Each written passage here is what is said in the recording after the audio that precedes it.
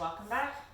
We have our dough, our trunk that's been resting in the refrigerator for an hour, our butter block, which has been hanging out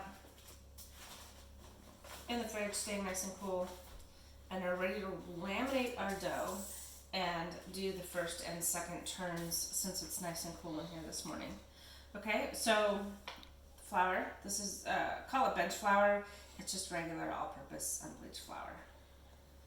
Sprinkle a little bit here on the work surface, and our dough, as you can see,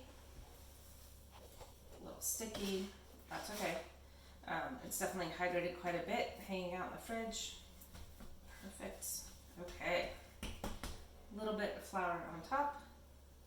I know it still looks a little craggy, and that's okay. And I'm just pressing it. I'm feeling it too. Finding sticky spots. I want to make sure it's not going to stick to the table as I'm rolling it out. So we have our parchment paper already cut out, and we want our dough to be this size because our butter is exactly half of this size, and that's going to help us with our lamination. So that is our template right there, and I'm going to start out with my rolling pin and a little more flour. So when I roll my dough, any dough, pie dough, croissant dough, I start in the middle with my dough and roll it in one direction, come back toward the center and roll it in the other direction, and give my dough a quarter turn. So I don't want to roll off the edge of my dough because I don't want to create pinched edges. I want a nice even layer of dough, I have a nice even layer of butter, and I want nice flat even layers of both. That will give us the flakiest layers possible.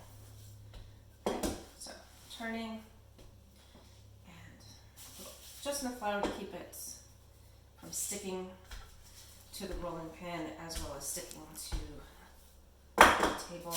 Check with my template. Alright, so a little wide, so all I have to do is push it back in, and I just need to work on my length a little bit. It's plenty wide.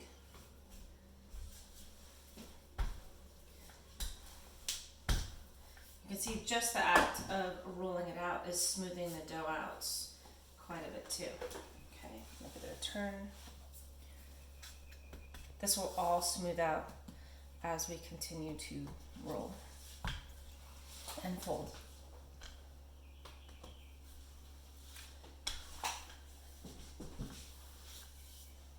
So at this point, that looks pretty good. I have my handy dandy bench scraper. So what I can do, it's a little too long, a little bit out of shape, is I can just push it and nudge it back into shape.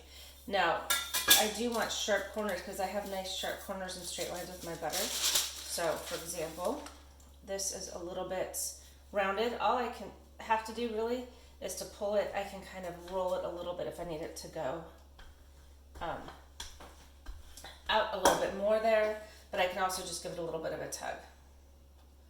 Try not to tear it like that. Okay? It's a shaggy dough. The gluten's pretty underdeveloped at this point, so it's still fairly tender. But the more we roll it, the more that gluten is going to get worked, and it'll become a tougher, stronger dough. Stronger, hopefully not tougher. Okay? Alright, so now for the lamination. Alright, straight edges. I can adjust that a little bit once my butter's on there. Now, if your butter is cool enough, you should be able to peel the parchment off with no problem. If your butter got too soft, just pop it back in the fridge or the freezer for a couple moments to chill back up so you can peel it off. So you can use the parchment to help you place it on the very edge.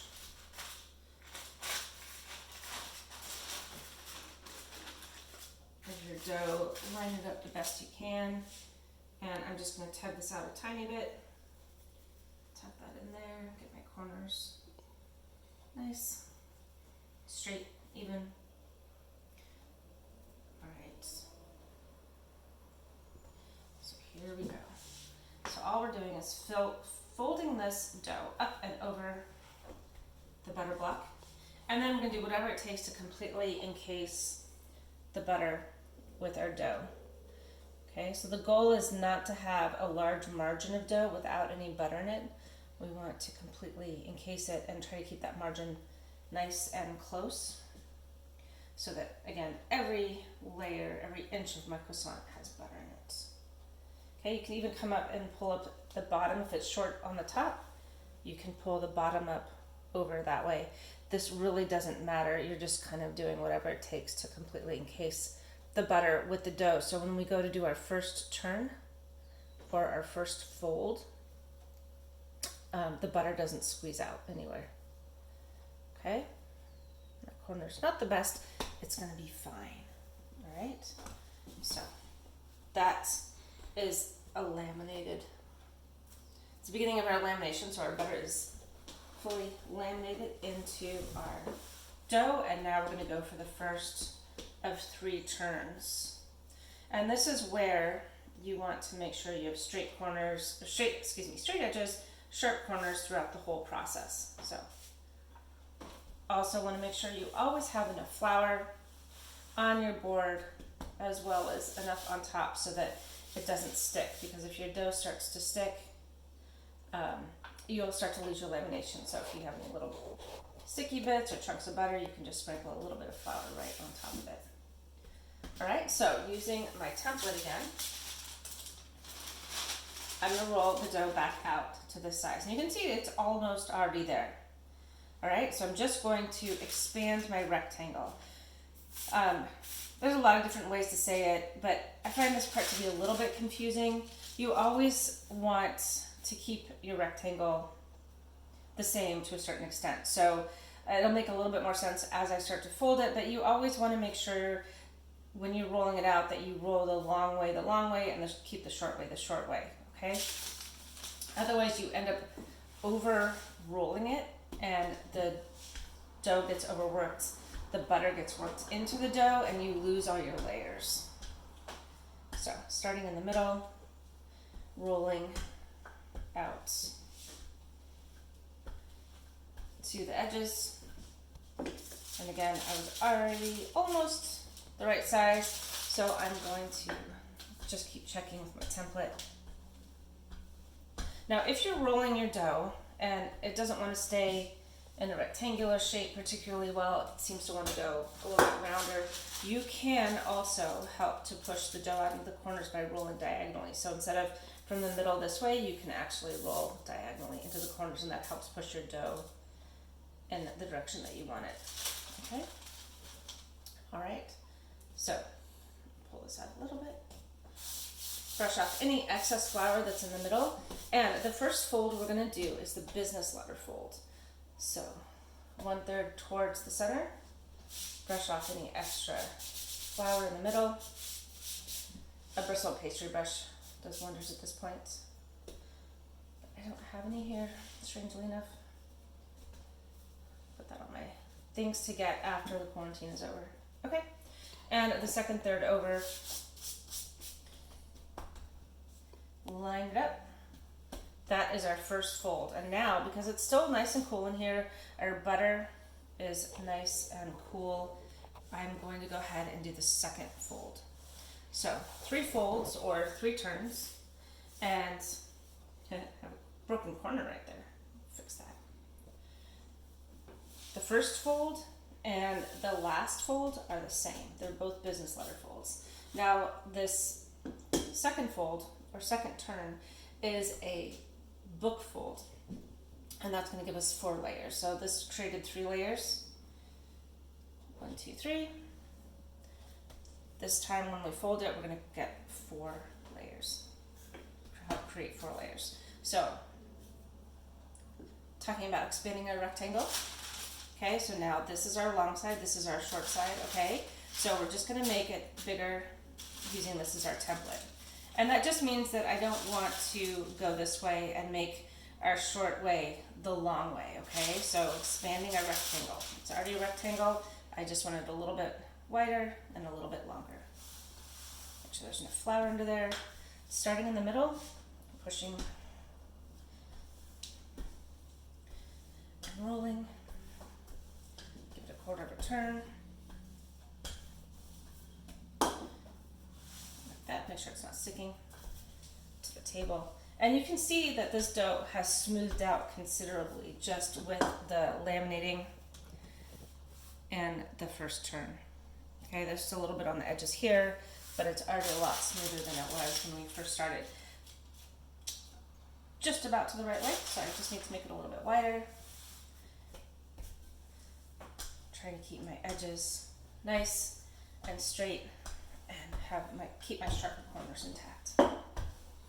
Okay, so you can also use your bench scraper again if you need to help push it.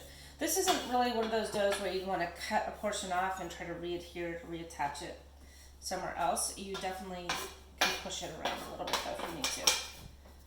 Okay.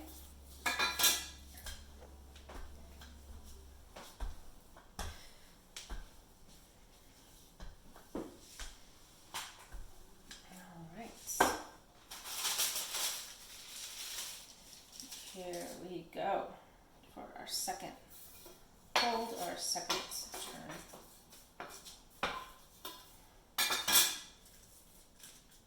Now, if you're rolling your dough out and you find that it's fighting you a little bit, you roll it out and it shrinks back, and you roll it out and it shrinks back, just stop what you're doing. Try to remember where you left off.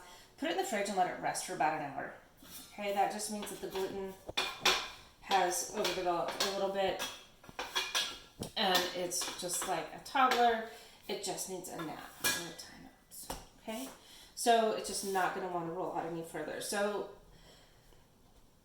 ready for the book fold, or the second turn. Okay, so this is one edge in here toward the center, the second edge in toward the center, and here you want to keep about a finger's width, and you can use this opportunity to straighten up any uneven edges that you have, brush off any excess flour, pull that corner out a little bit, and up and over. And that is a book fold.